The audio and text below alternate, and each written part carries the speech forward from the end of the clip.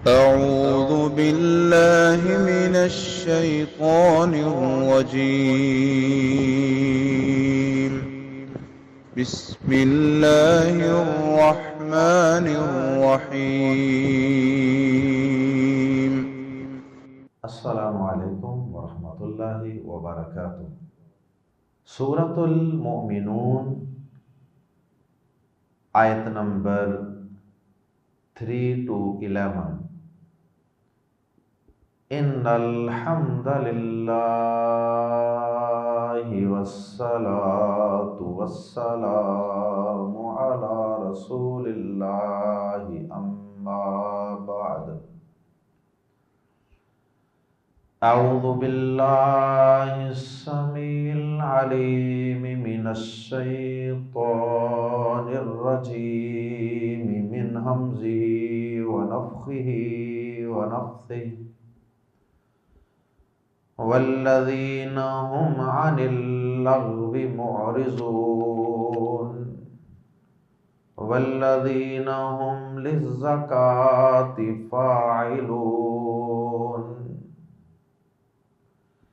والذین هم لفروجهم حافظون إلا على أزواجهم أو ما ملكت أيمانهم فإنهم غير ملومين فمن ابتغى وراء ذلك فأولئك هم العادون والذين هم لأماناتهم وعهدهم راعون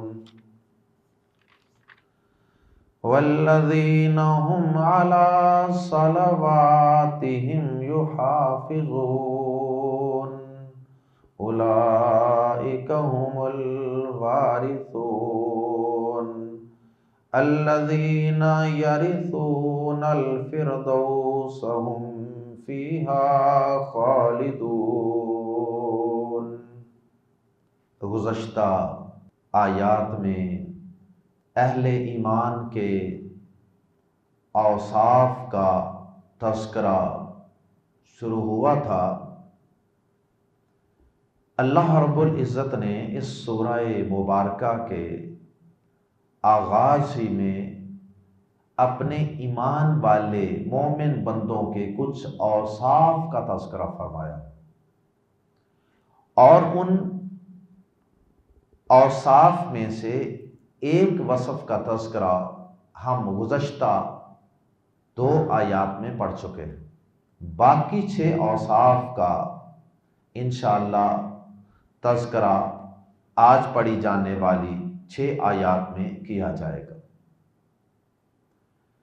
اللہ رب العزت نے ان کل 11 آیات میں اپنے ایمان والے اور اپنے کامیاب ہونے والے بندوں کے اوصاف کا تذکرہ فرمایا کہ میرے وہ ایمان والے، وہ مومن بندے کامیاب ہونے والے ہیں، فلاح پانے والے ہیں جن میں یہ کل 7 اوصاف اور خوبیاں ہوں۔ اب جو مومن اپنے اندر یہ 7 کوالٹیز پیدا کر لیتے ہیں، اللہ رب العزت نے آیات کے آغاز میں ان کو کامیاب ہونے والے قرار دیا، اور آیات کے آخر میں اللہ رب العزت نے ان کی کامیابی کی وضاحت فرما دی کہ وہ کامیابی میں انہیں جنت الفردوس کی عظیم اور اعلیٰ نعمتوں کی شکل میں عطا فرماؤں۔ یہ جنت الفردوس کا حصول جنتوں میں سے سب سے اعلیٰ اور سب سے عرفہ اور بلند جنت یعنی جنت الفردوس کے یہ وارث بنیں گے، اور یہ اس جنت میں ہمیشہ ہمیشہ رہیں۔ اللہ ہم سب کا شمار بھی اپنے ان ایمان والے بندوں میں فرما لے جنہیں اللہ رب العزت یہ اوصاف اپنے اندر پیدا کرنے کی توفیق عطا فرماتے ہیں۔ تو پہلا وصف ہم اس سورہ مبارکہ کی گزشتہ آیات میں پڑھ چکے ہیں نمازوں میں خشوع و خضوع کے حوالے سے، کہ ان کی نمازوں میں خشوع و خضوع ہوتا ہے، عاجزی و انکساری ہوتی ہے۔ اور آج پڑھی جانے والی آیات میں ہم باقی 6 اوصاف کا تذکرہ انشاءاللہ پڑھیں گے۔ دوسرا وصف جو اللہ رب العزت نے آیات زیر تفسیر میں بیان فرمایا ہے، وہ وصف ہے لغویات سے کنارہ کشی کرنا، لغویات سے اپنے دامن کو پاک رکھنا۔ لغو اور لغویات کیا چیز ہوتی ہے؟ لغو کا معنی ہوتا ہے بے مقصد اور بے فائدہ۔ اب وہ لغو بے معنی، بے فائدہ اور بے مقصد چیز، وہ کوئی بات بھی ہو سکتی ہے، اور وہ کوئی عمل اور وہ کوئی ایکٹیویٹی بھی ہو سکتی ہے۔ ایمان والے مومن صرف یہی نہیں کہ وہ لغو چیزوں سے خود بچتے ہیں، خود لغو باتیں نہیں کرتے، خود لغو اور بے مقصد اور فضول اور گندی اور بکواسیات پہ مشتمل باتیں نہیں کرتے، اور ایسے لغو، فضول اور بے مقصد کام بھی نہیں کرتے۔ ایک تو یہ ہے کہ وہ خود نہیں کرتے، اور ایک آیات زیر تفسیر کے مطابق وہ اگر کسی اور کو بھی کسی لغو بات یا کسی لغو کام کے اندر ملوث دیکھتے ہیں تو یہ اس کے پاس بھی نہیں ٹھہرتے، اس مجلس میں اور اس کمپنی کے اندر بھی نہیں ٹھہرتے، یہ وہاں سے کنارہ کشی کر جاتے، یہ وہاں سے ہجرت کر جاتے کہ بھائی یہاں لغو باتیں ہو رہی ہیں، بھائی یہاں فضول باتیں ہو رہی ہیں، بھائی یہاں لغو اور اللہ کی نافرمانی پہ مبنی لغو، بے مقصد اور واہیات قسم کے کام ہو رہے ہیں۔ اب اس کی کئی صورتیں ہیں۔ مثال کے طور پر کسی مجلس کے اندر گانا بجانا چل رہا ہے اور عشق و محبت کی وہاں غزلیں اور شعر و شاعری اور گانے بولے جا رہے ہیں، اور اسی طرح آلات موسیقی کی آوازیں کانوں میں پڑ رہی ہیں، تو یہ اس لغو بات والی مجلس سے، لغو چیزوں والی، لغو آواز والی مجلس سے کنارہ کر جاتے، یہ وہاں بیٹھتے نہیں، چاہے وہ کسی عمدہ سے عمدہ کھانے کی مجلس کیوں نہ ہو، وہ یہ کھانے کا چھوٹا سا نقصان برداشت کر لیتے ہیں، لیکن وہ اپنے دل و دماغ کو، اپنے دامن کو اس لغو مجلس سے بچا لیتے۔ عام طور پہ کیا ہوتا ہے؟ تھوڑے سے کھانے کے لیے، تھوڑے سے پروٹوکول کے لیے، تھوڑی سی کسی دنیاوی منفعت اور تھوڑے سے مفاد کی خاطر انسان ایسے گناہ والے پروگرام، گناہ والی مجلس کے اندر بیٹھا رہتا ہے، جبکہ ایمان والے جن کو اللہ پاک نے کامیابی کا سرٹیفکیٹ دیا، وہ لغو مجلسوں سے اعراض کرتے ہیں جہاں لغو باتیں ہو رہی ہیں۔ غیبت بھی لغویات میں سے ہے۔ اللہ اکبر، اپنے کسی مردہ بھائی کا گوشت کھایا جا رہا ہے تو یہ اس مجلس میں بیٹھ کر کانوں کا چسکا نہیں لیتے، یہ ان لغو باتوں کو نہیں سننا چاہتے اور یہ وہاں سے واک آؤٹ کر جاتے ہیں۔ اسی طرح کسی مسلمان بھائی کی عزت کو خاک میں ملانے کے لیے وہاں باتیں، گفت و شنید، مشاورت ہو رہی ہے، یہ سب لغو باتیں ہیں۔ اگر کسی جگہ پہ کوئی کفر و شرک یا بدعات کے متعلق باتیں ہو رہی ہیں، اللہ کے ساتھ غیروں کو شریک کرنے کے متعلق وہاں پہ آواز بلند ہو رہی ہے، تو یہ ایسی کسی کفریہ یا شرکیہ یا بدعات والی محفل اور مجلس میں بھی نہیں بیٹھتے، کیونکہ یہ سب چیزیں بھی لغو ہیں، لغو۔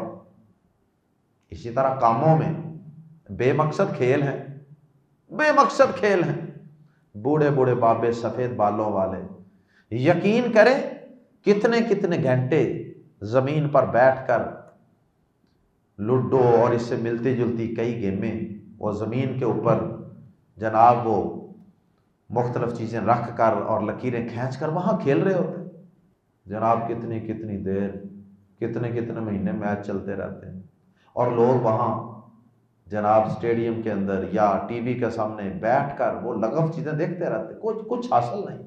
ہاں، ایک مومن کوئی ایسی فزیکل ایکٹیویٹی کرے جس سے اس کی باڈی کو فائدہ، اس کا مقصد ہے کہ میں فزیکلی ایک مضبوط مومن بنوں، کیونکہ اللہ پاک کو مضبوط مومن زیادہ پسند ہے۔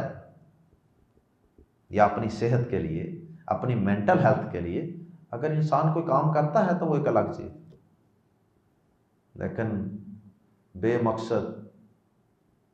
اب یہ جو آپ نے دیکھا ہوگا کہ کئی لوگ جو ہے نا وہ جناب بڑی بڑی پہاڑیوں کو سر کرتے ہیں، K2 کو سر کر لی، ماؤنٹ ایورسٹ کو سر کر لی، مرد بھی عورتیں بھی۔ بھائی کیا مقصد ہے اس کا؟ کوئی ہدف، کوئی ٹارگٹ؟ اس سے کون سا گول اچیو کرنا چاہتے ہیں آپ؟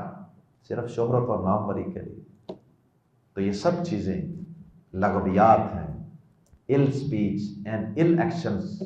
آئیے قرآن مجید کے الفاظ میں ساتھ ساتھ آیات پڑھتے ہیں۔ والذین، اور وہی، ہم جو، لفظی معنی کریں تو والذین، اور جو، ہم وہ، اور جو وہ، اور وہ جو، یا ترجمہ کر سکتے ہیں اور وہی، عن اللغوی، عن سے، اللغوی لغو کاموں، لغو باتوں یا لغو کاموں یا لغو چیزوں سے، معرضون، منہ موڑنے والے ہیں، اور وہی جو لغو کاموں سے منہ موڑنے والے ہیں۔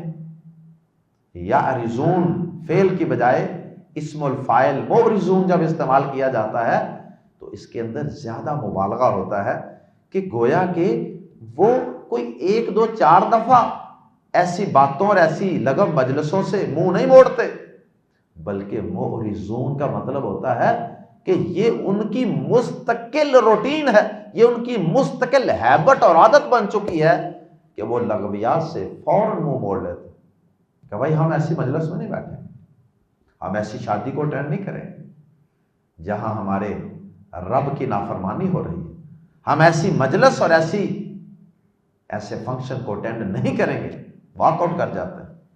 اور پیارے نبی صلی اللہ علیہ وسلم کی ایک حدیث بھی ہے، جامع ترمذی میں امام ترمذی رحمہ اللہ نے بیان فرمائی۔ نبی صلی اللہ علیہ وسلم نے فرمایا کہ من حسن اسلام المرء ترکہ ما لا یعنیہ، آدمی کے اسلام کی خوبصورتی اور حسن اس چیز میں ہے، اس کے اسلام کا، اس کے ایمان کا حسن اس چیز میں ہے کہ وہ لا یعنی اور بے مقصد چیزوں کو چھوڑ دیتا، کہتا ہے ان سے جس سے فائدہ ہی کوئی نہیں دین و دنیا کا، اس کو چھوڑ دو، ترک کر دیتا ہے۔ تیسرا وصف کامیاب ہونے والوں کا، ایمان والوں کا، جنت الفردوس کے وارثوں کا، وہ کیا ہے؟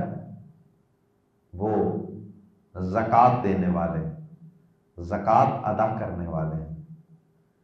اب یہ سورہ مبارکہ سورۃ المومنون چونکہ مکی سورت ہے، اور مکہ مکرمہ میں باقاعدہ ابھی زکوٰۃ جس طرح اب فرض ہے یا جس طرح مدینہ منورہ میں جا کر 2 ہجری کو فرض ہوئی تھی، اس کا نصاب اور دیگر احکامات، اس طرح ابھی مکہ مکرمہ میں زکوٰۃ پوری طرح فرض نہیں تھی، پوری تفصیل کے ساتھ اور پورے اپنے احکامات کے ساتھ۔ لیکن کچھ نہ کچھ تذکرہ اللہ پاک مسلمانوں کی ذہن سازی کے لیے، جو احکامات مدینہ منورہ میں جا کر اللہ پاک نے ان پر نازل کرنے تھے، ان کی کچھ نہ کچھ ذہن سازی بعض اعمال کی اللہ پاک نے مکہ مکرمہ میں بھی فرما دی، جیسے جہاد ہے۔ تو اب مکی صورتوں کے اندر بھی جہاد کے کچھ نہ کچھ تذکرے ملتے ہیں، اگرچہ اصل جہاد کی اجازت اور اس کا حکم مکہ مکرمہ میں نہیں نازل ہوا تھا بلکہ مدینہ منورہ میں نازل ہوا۔ اسی طرح ممکن ہے کہ اللہ پاک نے مکہ مکرمہ میں ہی قبل از وقت ہی ایمان والوں کا کچھ ذہن بنا دیا ہو زکوٰۃ کے لیے، یا پھر یہ بھی ممکن ہے کہ مکہ مکرمہ میں بھی زکوٰۃ کی کوئی نہ کوئی صورت، یعنی اللہ کی راہ میں مال خرچ کرنے کی کوئی نہ کوئی صورت تو موجود ہوگی، وہی مراد ہو یہاں زکوٰۃ سے۔ اور پھر جو تیسرا وصف ہے کہ وہ زکوٰۃ ادا کرنے والے ہیں، تیسری اس کی تفسیر اہل علم نے یہ کی ہے کہ زکوٰۃ کا لفظ جو ہے نا وہ تزکیہ ہے، تزکیہ سے، طہارت بھی اسی سے ہے، زکوٰۃ بھی اسی سے ہے۔ تو اس کے دو معنی ہوتے ہیں، ایک ہوتا ہے پاک کرنا اور ایک معنی ہوتا ہے اضافہ کرنا، بڑھوتری۔ تو زکوٰۃ کا معنی یہ ہوا کہ انسان اس سے اپنے نفس کو بھی پاک کرتا ہے گناہوں سے، شرک سے۔ تو اس کا ایک معنی تو ہوا کہ اپنے نفس کو پاک کرنا، اور ایک معنی یہ ہوا کہ اپنے مال میں سے کچھ نہ کچھ خرچ کر کے مال کو بھی پاک کرتا رہتا ہے۔ مال اللہ کی راہ میں خرچ کرنے سے انسان کا دل بھی مال کی محبت سے پاک ہوتا ہے۔ اور پھر بڑھوتری کا معنی، زکوٰۃ کا معنی بڑھوتری بھی ہے، کیونکہ زکوٰۃ دینے سے، مال خرچ کرنے سے اللہ پاک کا یہ وعدہ ہے کہ اللہ مال میں اضافہ فرمائے۔ یہ تو بات ہے یقین کی۔ تو بہرحال اس سے مراد مال خرچ کرنا، مال پاک کرنے کے لیے یا نفس پاک کرنے کے لیے، یہ دونوں چیزیں ہی اس سے مراد ہیں۔ قرآن مجید کے الفاظ میں والذین ہم، اور وہ لوگ جو للزکاۃ، زکوٰۃ کے لیے، فاعلون، کرنے والے ہیں، یعنی اور وہ لوگ جو زکوٰۃ دینے والے ہیں، زکوٰۃ ادا کرنے والے ہیں، کیونکہ قرآن مجید کے اندر دیگر صورتوں میں بھی نماز اور زکوٰۃ کا اکٹھا ذکر ہے۔ تو پیچھے چونکہ نماز کا ذکر گزرا ہے، آگے بھی نماز کا دوبارہ ذکر آئے گا، اس لیے یہ زکوٰۃ اس سے مال والی بھی مراد ہو سکتی ہے۔ اور دوسرا معنی تزکیہ، پاک کرنا، جیسے اللہ پاک نے فرمایا قد افلح من زکاہا، فلاح پا گیا وہ شخص جس نے اپنے نفس کو پاک کر لیا، وقد خاب من دساہا، اور ناکام و نامراد ہو گیا جس نے اپنے نفس کو پراگندہ کر لیا، گندگیوں سے لبیڑ لیا۔ تو یہ دونوں چیزیں ہی یہاں مراد ہو سکتی ہیں۔ دوسرے طریقے سے ترجمہ یوں ہو سکتا ہے والذین ہم، اور وہ لوگ جو للزکاۃ، پاک ہونے ہی کے لیے، فاعلون، کرنے والے ہیں۔ کیا مطلب؟ کہ ہر کام وہ کس لیے کرتے ہیں؟ کہ ہم پاک ہو جائیں، ہم پاک ہو جائیں، ہمارا نفس پاک ہو جائے۔ چوتھا وصف اور خوبی ان ایمان والوں کا یہ ہے کہ وہ اپنی شرم گاہوں کی حفاظت کرنے والے، وہ اپنے پرائیویٹ پارٹس کی حفاظت کرنے والے ہیں، ان کا وہ بے جا اور غلط استعمال نہیں کرتے، مس یوز نہیں کرتے۔ پیارے نبی صلی اللہ علیہ وسلم نے فرمایا جو شخص تم میں سے دو چیزوں کی مجھے ضمانت دے دے، دو چیزوں کی مجھے ضمانت دے دے، ایک زبان کا صحیح استعمال کرو، اور دوسرا اپنی شرمگاہ کی حفاظت، اپنی شرمگاہ کی حفاظت، اپنے جو سیکسول آرگنز ہیں ان کی حفاظت کی مجھے ضمانت دے دے کہ میں ان کا صحیح استعمال کروں گا۔ حدیث کے اندر تو الفاظ ہیں ایک زبان کی حفاظت اور دوسری جو اس کی دو ٹانگوں کے درمیان ہے اس کی حفاظت کی مجھے گارنٹی دے دے، میں محمد اسے جنت کی ضمانت اور گارنٹی دیتا ہوں صلی اللہ علیہ وسلم۔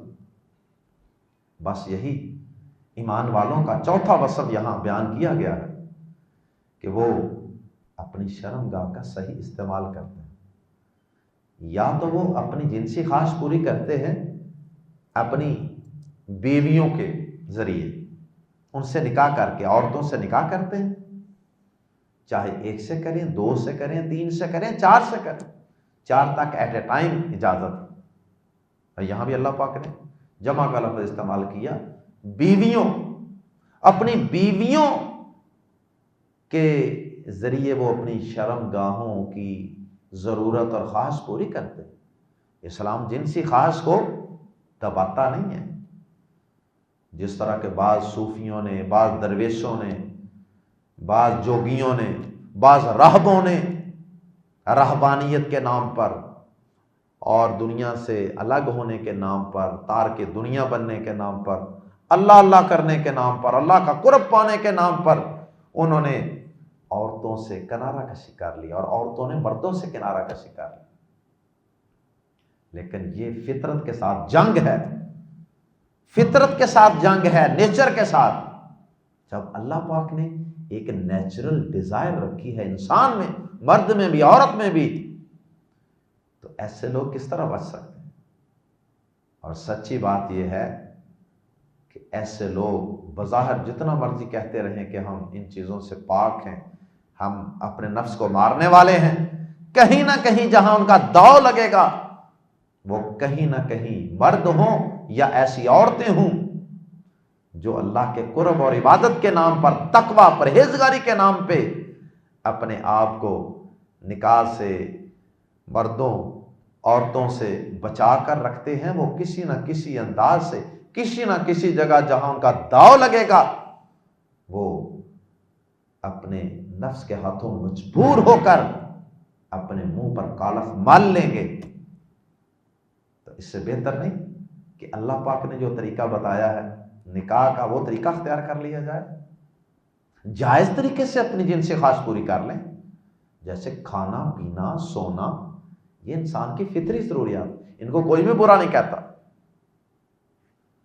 تو اب ایک شخص کہے میں نے کھانا نہیں، تو یہ کوئی تقوی نہیں ہے۔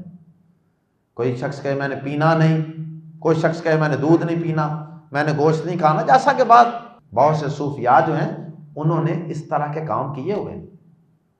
اور ہماری قرآن سے دور عوام، ہماری بولی بالی عوام جس سے قرآن کا حدیث کا علم نہیں ہوتا، وہ ایسے لوگوں کی ایسی باتیں سن کر کہ فلاں بزرگوں نے اتنے سال تک کھانا ہی نہیں کھایا، فلاں بزرگ اتنے سال تک سوئے ہی نہیں، فلاں بزرگوں کا اتنے سال تک وضو نہیں ٹوٹا۔ تو ہماری سادہ لو عوام سبحان اللہ واہ واہ کرتی ہے اور کہتی ہے جی کیا پہنچے ہوئے بزرگ، انا للہ و انا الیہ راجعون۔ میرے قابل احترام بھائیوں اور بہنوں، اللہ کے پیارے نبی صلی اللہ علیہ وسلم کے پاس، آپ کے گھر میں اماں جی عائشہ کے پاس 3 مسلمان آئے تھے نا، صحیح بخاری میں یہ حدیث موجود ہے، اور انہوں نے آ کے نبی صلی اللہ علیہ وسلم کے معمولات پوچھے تھے، عبادات، معمولات، 24 گھنٹے کی روٹین پوچھی۔ اماں جی عائشہ نے بتا دی، نبی پاک گھر میں موجود نہیں تھے۔ انہوں نے سارا کچھ سنا تو آپس میں مشورہ کرنے لگے کہ اللہ کے نبی صلی اللہ علیہ وسلم تو اللہ کے پہنچے ہوئے پیغمبر ہے نا، وہ تو اتنی عبادت کریں گے تو گزارا ہو جائے گا، ہم تو گناہگار، ہم تو ادنا انسان ہیں، ہمیں تو زیادہ محنت کرنی پڑے گی نا اللہ کو راضی کرنے کے لیے اور نبی پاک کا ساتھ جنتوں میں پانے کے لیے۔ انہوں نے نبی پاک صلی اللہ علیہ وسلم سے بھی آگے بڑھ کر آپ سے بھی زیادہ نیک بننے کے لیے کچھ نیک اعمال کا عزم کیا تھا۔ ایک نے کہا تھا میں ساری رات ہی عبادت کرتا رہوں گا، سونا نہیں میں نے، اللہ کے نبی کی مخالفت۔ ایک نے کہا کہ اللہ کے نبی تو کبھی روزہ نفلی رکھتے ہیں کبھی چھوڑتے ہیں نا، میں نے مستقل نفلی روزہ رکھنا، اللہ کے نبی کی مخالفت۔ ایک نے کہا اللہ کے نبی نے تو شادی کی ہوئی ہے نا، اللہ اللہ بھی کرتے ہیں، عورتوں کے معاملات، گھر کے سبزی کھانا پینا معاملات گھر کے چلانے کے لیے بھی تو کچھ ٹائم نکالتے ہیں نا، تو میں شادی کروں گا ہی نہیں، کام ہی مکاؤ، بس میں جنگل میں کسی جگہ چلا جاؤں گا، وہاں ایک جھونپڑی بنا لوں گا، وہاں اللہ اللہ اللہ اللہ ہی کروں گا۔ پیارے نبی صلی اللہ علیہ وسلم گھر تشریف لائے، اماں جی نے سارا واقعہ سنایا، پیارے نبی صلی اللہ علیہ وسلم کا چہرہ مبارک غصے سے سرخ ہو گیا۔ ہمارے ذہن کے مطابق تو آپ کو خوش ہونا چاہیے تھا، کیا بات ہے میرے امتی اتنے نیک ہو گئے، غصہ کیا آپ نے، ان کو بلایا، پوچھا ایسے ایسے باتیں کی ہیں تم نے؟ انہوں نے کہا جی ہاں کی ہیں۔ تو اس وقت آپ نے فرمایا تھا واللہ واللہ انی لاتقاکم من اللہ واخشاکم، اللہ کی قسم میں تم سب سے زیادہ اللہ سے ڈرنے والا ہوں، تم سب سے زیادہ متقی پرہیزگار ہوں، اللہ کا مقرب ہوں، لیکن اس کے باوجود میں رات کو عبادت قیام تہجد کے لیے کھڑا بھی ہوتا ہوں مصلی پر، اور میں سوتا بھی ہوں۔ اللہ اکبر، میں سوتا بھی ہوں، میں عبادت بھی کرتا ہوں،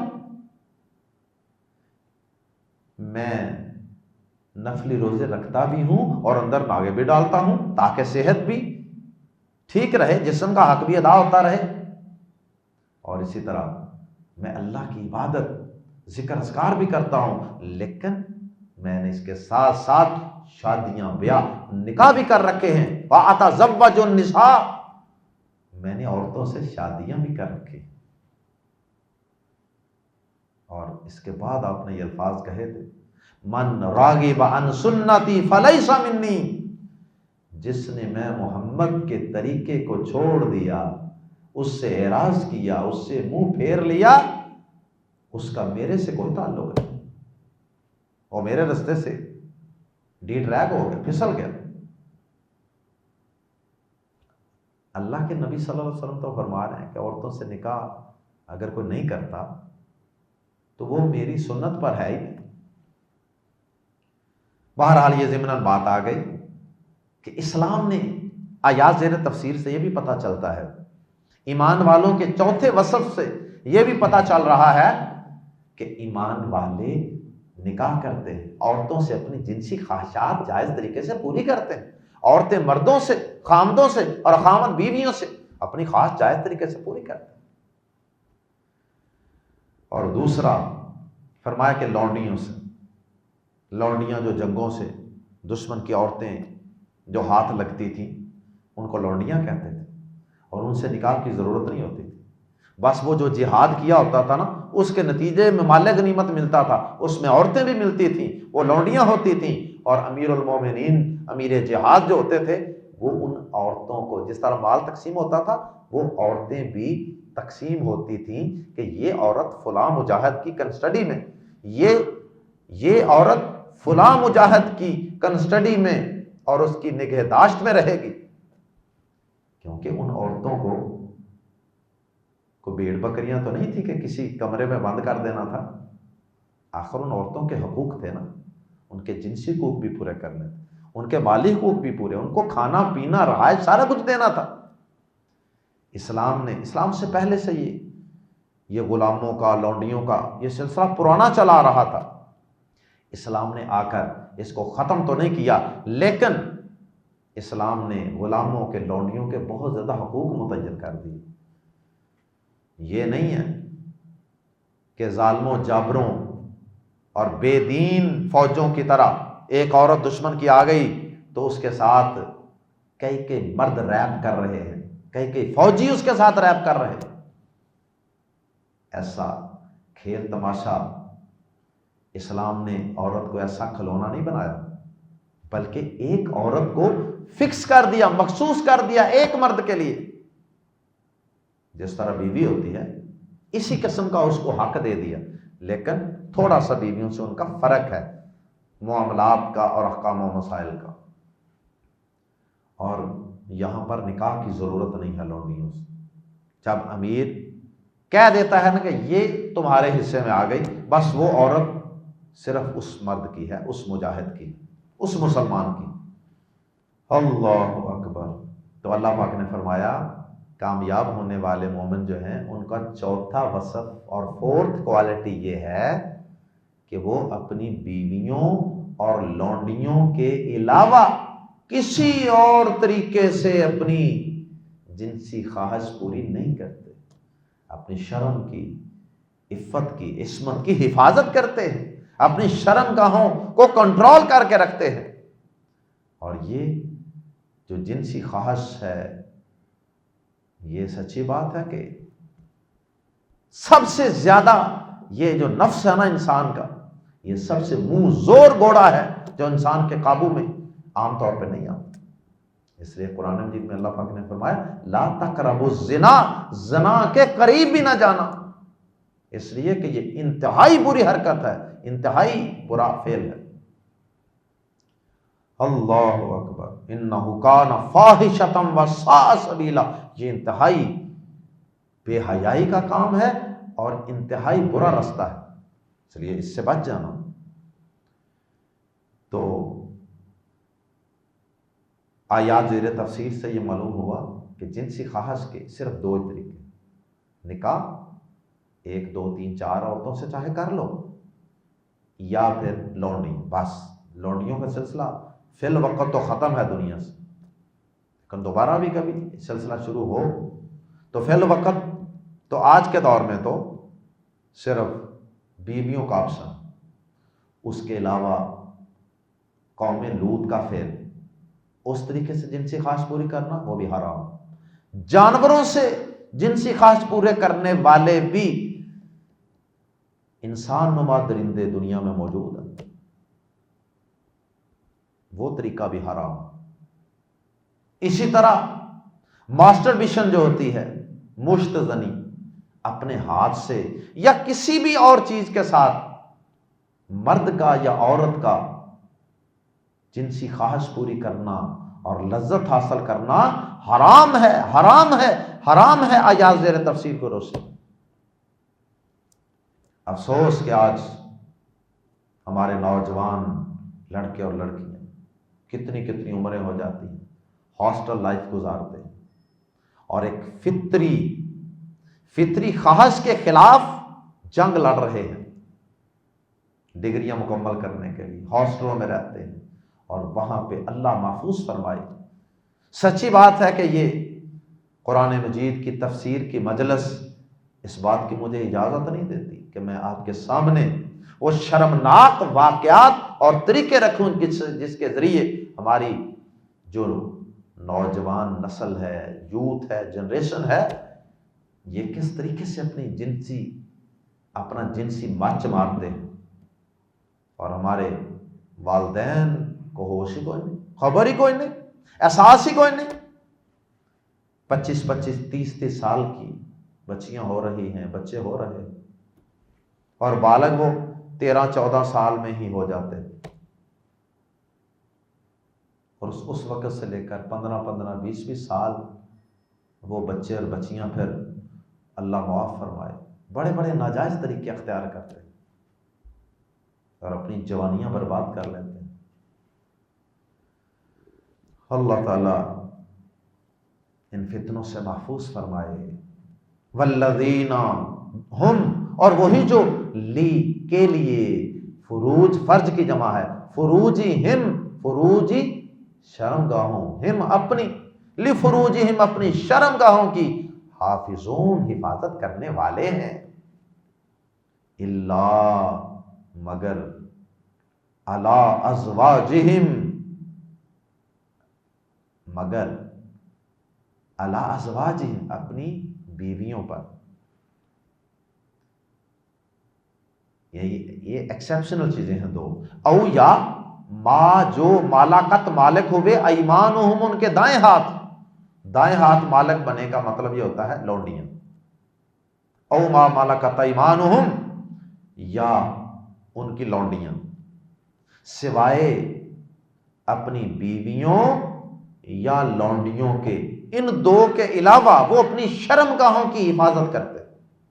فَإِنَّهُمْ، جو بیویاں نکاح کر کے بیویوں سے اپنی خواہش پوری کرتے ہیں یا لونڈیوں سے، چاہے ایک یا دوسری بیوی یا تیسری یا چوتھی، یہ سب لوگ فرمایا فَإِنَّهُمْ، تو یقیناً وہ غیر نہیں ہیں، ملومین، ملامت کیے ہوئے، ملوم جس پر ملامت ہو، جس سے بلیم کیا جائے، جس سے برا بھلا کہا جائے، لوگ باتیں کرتے ہیں، تو اللہ پاک فرماتے ہیں کہ ان دو جگہوں پر ان پر کوئی ملامت نہیں ہے، نہ اللہ کی طرف سے، نکاح کرنا یہ کوئی بری بات، یہ کوئی عیب نہیں، ایسے شخص پر کوئی انگلی نہ اٹھائے۔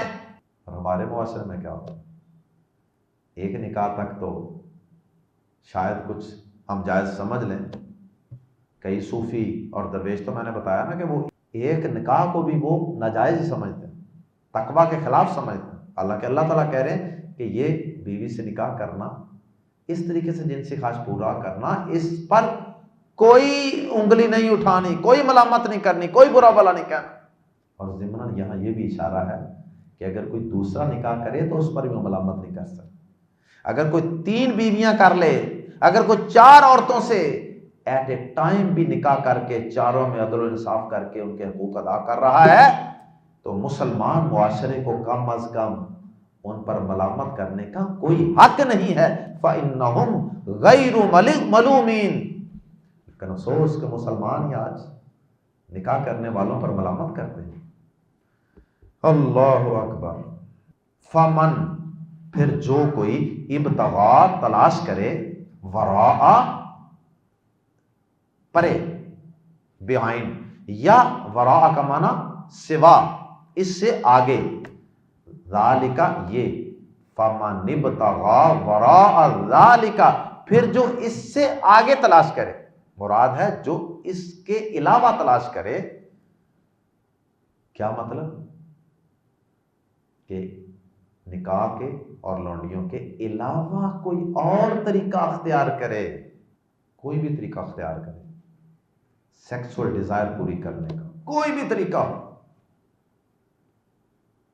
فَأُولَئِکَ، تو یہی لوگ ہیں، فَأُولَئِکَ، تو یہ لوگ ہیں، ہم کی وجہ سے ہی کا معنی پیدا ہو گیا، فَأُولَئِکَ هُمُ الْعَادُونَ، تو یہی لوگ ہیں عادون، حد سے بڑھنے والے، یہی لوگ ہیں حد سے بڑھنے والے، ٹرانسگریسر، حد سے بڑے ہوئے ہیں، جو ان کے علاوہ کوئی اور طریقہ استعمال کرتے ہیں سیکسول ڈیزائر کا۔ اللہ اکبر۔ اور اللہ کے نبی صلی اللہ علیہ وسلم نے کہا تھا کہ نوجوانوں کی جماعت نکاح کرو، نکاح، اس لیے کہ نکاح تمہاری نظروں کو جھکانے کا اور تمہاری شرم گاہوں کی حفاظت کا ذریعہ ہے۔ اور فرمایا جو نکاح نہیں کر سکتا، وقتی طور پہ کوئی رکاوٹ ہے، کوئی مشکل ہے، کوئی رشتہ نہیں مل رہا، تو فرمایا کہ وہ نفلی روزے کثرت سے رکھو، نفلی روزے کثرت سے رکھو، کیونکہ اس سے بھی انسان کا نفس کنٹرول میں رہتا ہے۔ اس کے بعد اللہ رب العزت نے ایک ہی آیت مبارکہ میں 2 کوالٹیز کا تذکرہ فرمایا، ایک امانتوں کی حفاظت اور ایک عہد و پیمان کی حفاظت۔ اگر کسی نے کوئی ان کے پاس، ان ایمان والوں کے پاس کوئی اپنی امانت رکھوائی ہے نا، چاہے کسی کافر نے ہی کیوں نہ رکھوائی ہو، یہ اس کی حفاظت کرتے ہیں۔ اور پیارے نبی صلی اللہ علیہ وسلم کا شاندار اسوہ ہمارے سامنے، جب مکہ سے مدینہ ہجرت کی تو اس وقت بھی کافر آپ کے پاس امانتیں رکھواتے تھے، آپ نے ان امانتوں کی واپسی کا پورا اہتمام کیا۔ وہ آپ کی جان کے دشمن بنے بیٹھے ہیں اور آپ ان کو امانتیں واپس کرنے کی پلان کیا کر رہے ہیں۔ حضرت علی کو اپنے بستر پہ سلایا تھا۔ امانت بات کی بھی ہوتی ہے، کوئی کسی نے اپنی کوئی کانفیڈینشیل بات آپ سے کی ہے تو آپ اس بات کی حفاظت کریں۔ مجلسیں بھی امانت ہوتی ہیں، مجلس کی بات باہر ایکسپوز نہ کی جائے۔ اسی طرح سے کسی نے مال دیا، کسی نے کوئی چیز دی، امانت۔ اگر کسی نے قرض دیا آپ کو، وہ بھی تو اس کی امانت ہے، اس کو بھی اپنے ٹائم پہ حتی الوسع جلدی سے جلدی اس کو واپس کرنے کی کوشش کرنی چاہیے۔ ایمان والے امانتوں کا بھی لحاظ رکھتے ہیں اور ایمان والے عہد و پیمان کو بھی پورا کرتے ہیں، یہ ایمان والوں کی خوبی ہے۔ اور جو منافق ہیں، اللہ کے نبی صلی اللہ علیہ وسلم نے فرمایا کہ ان کے اندر یہ دونوں خوبیاں کوئی نہیں ہوتی۔ امانت ان کے پاس رکھواؤ گے، خیانت کریں گے، اور جب کسی سے وعدہ کریں گے وعدہ خلافی کریں گے۔ والذین ہم، اور وہ جو لی اماناتہم، اپنی امانتوں کا، وعہدہم، اور اپنے عہدوں کا۔ اپنی امانتیں اس لیے کہا کہ لوگوں کی امانتیں اس کے پاس ہیں، یہ ان کو اپنی امانتیں سمجھ کر ہی ان کی نگہبانی کرتا ہے، اور وہ جو اپنی امانتوں وعہدہم اور اپنے عہد و پیمان کا، ایگریمنٹ کا، اپنے قول و قرار کا، بات کیا کسی سے پیرا دیتا ہے. یہ نہیں، میں نے دیکھا ہے بڑے بڑے یقین کریں، بڑے بڑے سمجھدار، کئی تو دین والے، چند ٹکوں کی خاطر اللہ کی قسم اپنے عہد و پیمان کو توڑ کے رکھ دیتے. تھوڑا سا مفاد ملا کہیں سے، 500 ہزار 2000 5000 ملا، سارا ایگریمنٹ چھوڑا اور آگے. راعون کا معنی ہے دیکھ بھال کرنے والے ہیں، لحاظ رکھنے والے ہیں، پہرا دینے والے ہیں. اور وہ جو اپنی امانتوں اور اپنے عہد و پیمان کا لحاظ رکھنے والے ہیں، یعنی ان کی حفاظت کرنے والے ہیں. یہ تھا 5واں اور 6واں وصف. 7ویں خوبی، آغاز میں پہلی خوبی بھی اللہ پاک نے کیا بیان کی تھی کامیاب ہونے والوں کی، اہل ایمان کی، مومنوں کی، کہ وہ اپنی نمازوں کو خشوع و خضوع سے ادا کرتے ہیں، پوری توجہ اور انہماک سے. وہ خوبی بھی نماز سے متعلق تھی. اور یہ خوبی جو آخر میں بیان فرمائی 7ویں اور آخری خوبی، وہ بھی نماز کے متعلق.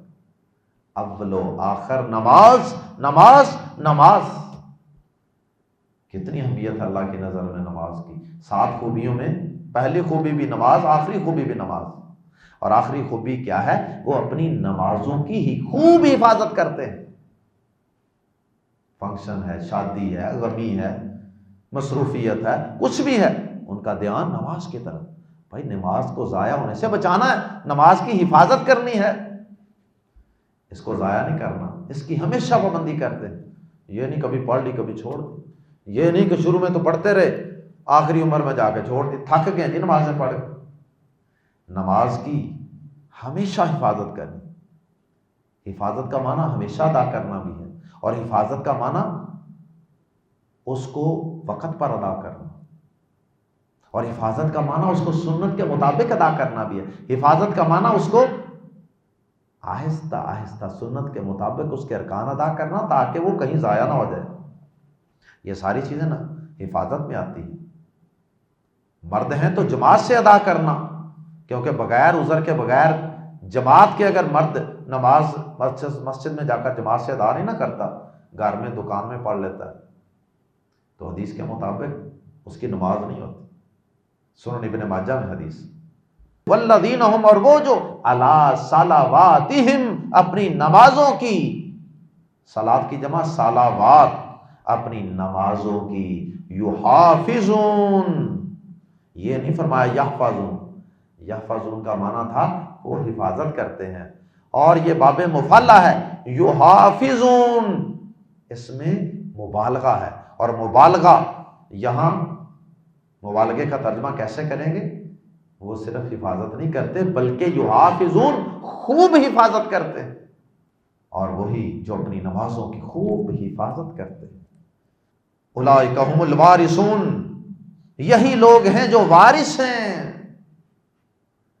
وارث ہیں، یہی لوگ ہیں جو وارث ہیں. اور آگے وضاحت فرما دی، الذین، جو یرثون، وارث ہوں گے، الفردوس، فردوس کے،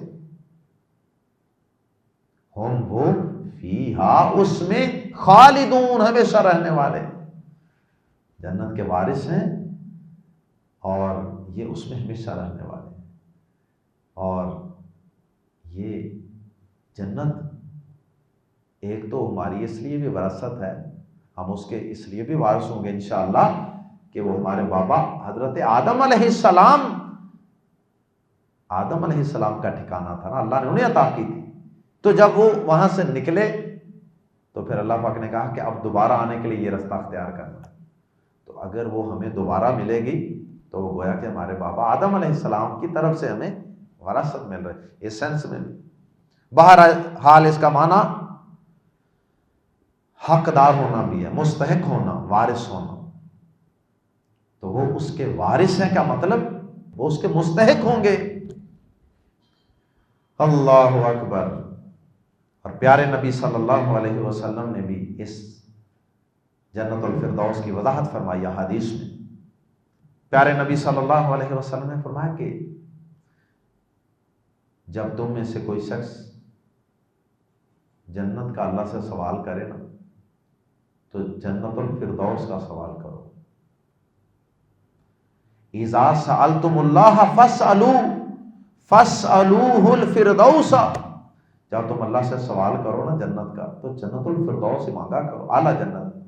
اس لیے کہ جنت الفردوس یہ جنت کا سب سے اونچا درجہ ہے اور رحمان کا عرش اسی کے نیچے ہے، اور جنت کی تمام نہریں اسی جنت الفردوس سے نکلتی.